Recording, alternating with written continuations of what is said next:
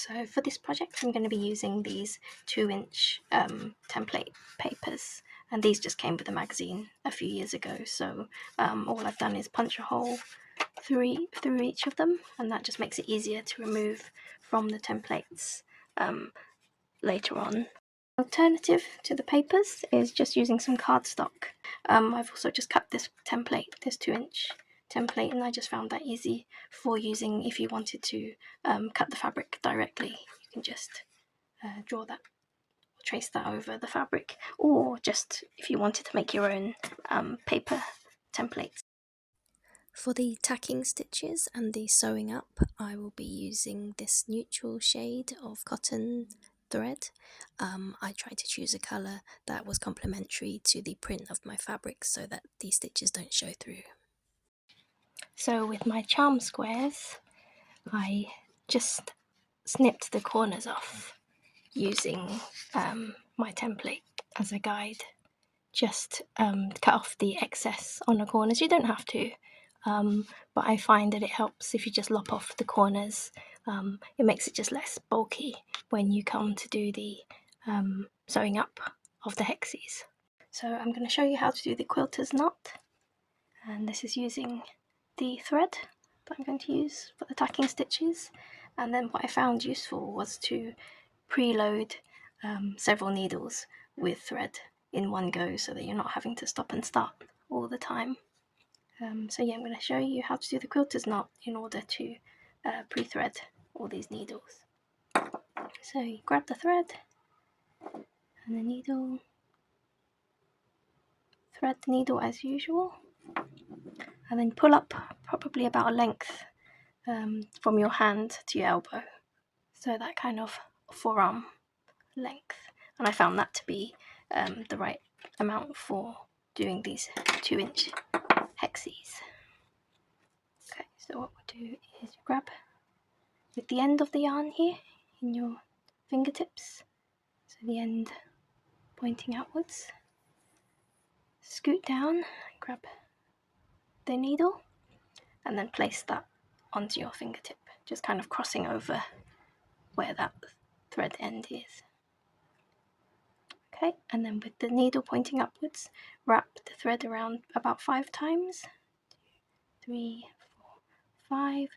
Then you want to pinch those turns, those thread turns that you've made, and then pull the needle up swiftly in one go, and then you'll find that that's formed a little knot. And you can just add that to your pre-threaded needle. So now we're going to start tacking the hexie pieces together with the template papers. So begin by placing the template as centrally as you can, and then if you have a pin, so here's just a quilter's pin, and you can just use a normal sewing pin if you have one, just maybe not as thick so that you don't make too big a hole in the fabric. And I find that was easy just to tack the template down just to stop it shifting too much. So we begin folding the first edge. Try to follow it as closely to the paper template as you can.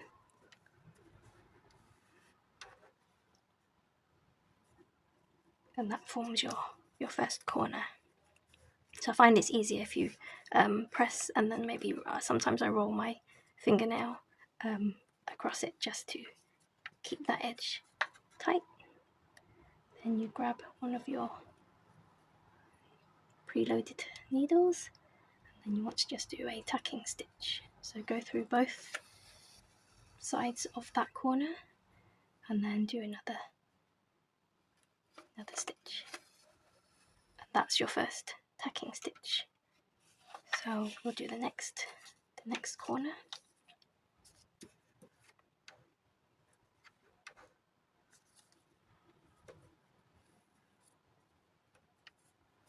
Try to keep those corners as neat and tight as you can.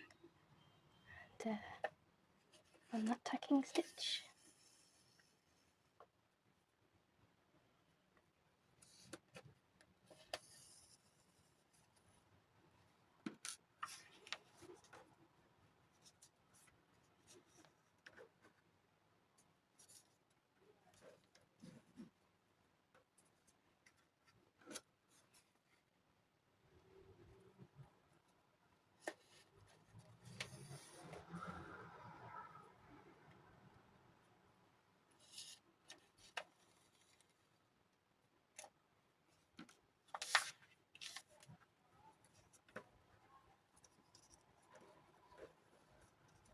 So then you just work your way around the template, and you can see how quickly you've been able to do this. So each of these hexie pieces can be done really quickly. It's really quite satisfying how quickly they can come together. So yeah, really good portable travel project as well. Just seeing these form. I guess you just need a flat surface for you to be able to do this kind of folding and pressing stage.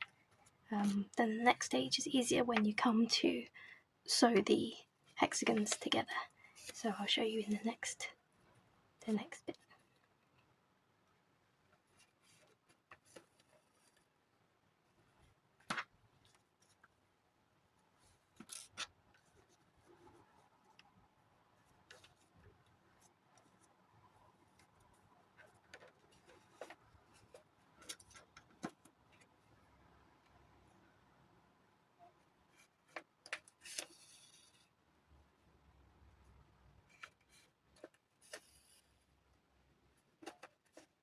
Don't forget these are actually just tacking stitches. They don't have to be super neat and accurate, as long as they are able to keep the corners nice and neat to stop them from popping open. Then that's all it needs to do, because later on, once you've made all the hexagons and sewn them edge to edge together, these tacking stitches will come out, so you'll just snip them off later on when you're ready to quilt your fabric piece. So that's it, that's your first hexagon. So here are my completed hexies. There are 42 in total from one charm pack, so it's a really nice design, and the colours are all complementary. So now I'm going to show you how to start joining the pieces together in whichever design you like. So once the corners are joined like this, you can see how the fabric piece will start forming. So we're going to join them by using just a simple slip stitch. So you place just two together. Grab one of your pre-threaded needles and just start in any corner. Make sure you pierce through both corners of the fabric. Pull that knot through.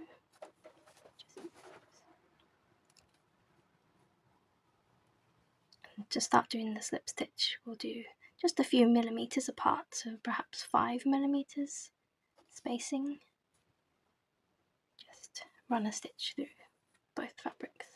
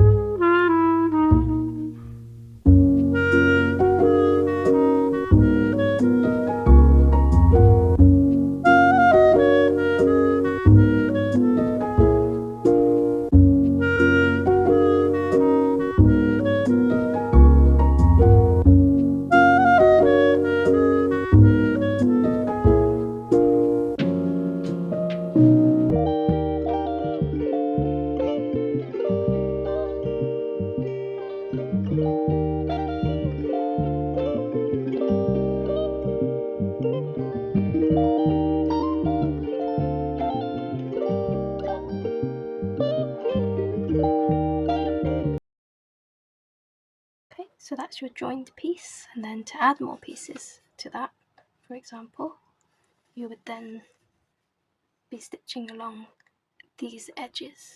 So you would place front facing, forward facing pieces face to face like that. So along this edge here, so that once that is formed, open it back out, and you want to sew along this edge. So you probably need to maneuver the paper a bit to do that, and then sew along that edge until you end up with the fabric. So now I've joined those three pieces together like that, edge to edge. I would just gradually start adding more and more fabric pieces until it forms the fabric shape that I want. So for example, that's a nice daisy like that, and you'll just follow along by stitching the edges together to form this pattern piece, or a quilt block. If you wanted to do quilting, you could do several of these and just start building a hexie. Just show you the reason why I put holes in the papers, because once you've formed your fabric piece, you'll want to give the hexies a quick press with an iron. I would turn the fabric over and then run a warm iron and just press over to check that the pieces stay neat like that. And then I would grab a pin, the pin again, and then you can just easily simply insert it into one of the slots, and then pop out that fabric. So you can imagine if you didn't have the holes, you'd have to kind of scrabble around and pick them out of the corners, but this just makes that process a lot easier. So yeah, that's my top tip for your quilting paper template pieces. Just spend some time putting a hole in them first. Makes your job easier later on. Once you've removed the papers, you can go ahead, maybe give the whole thing another good press, and then from that you can decide what you want to do with that fabric piece. You don't have to use charm squares to do this. You can use any scrap fabric, as long as you have your paper templates to cut out the pieces. It's a really great portable project for travelling as well. So yeah, I hope you all feel inspired to give that a try, and yeah, I will see you in the next video. Thank you for joining me. Bye.